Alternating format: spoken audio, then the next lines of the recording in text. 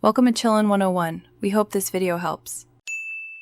In this video, I will explain how to connect a PlayStation 5 controller to a PlayStation 4 console. While a direct connection isn't natively supported, there's a straightforward method using a third-party adapter.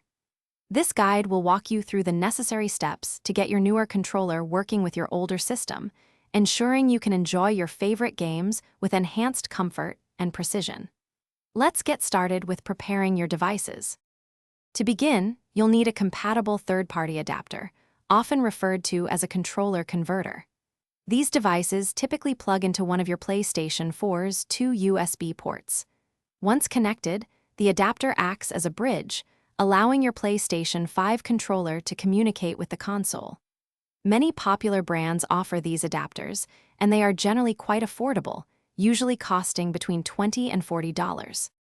With the adapter plugged in, put it into pairing mode, usually indicated by a blinking light. Next, activate pairing mode on your PlayStation 5 controller by simultaneously holding down the PlayStation button and the Create button for about 3 seconds until the light bar flashes. The controller and adapter should then connect, with the adapter's light becoming solid.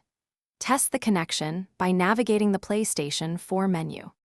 It's important to note that while the PlayStation 5 controller will function, some advanced features like haptic feedback or adaptive triggers may not be fully supported on the PlayStation 4.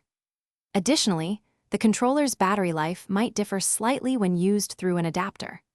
Always ensure your adapter's firmware is up to date for the best performance and compatibility, which can often be done via a computer. Thanks for watching. Consider subscribing if we helped you.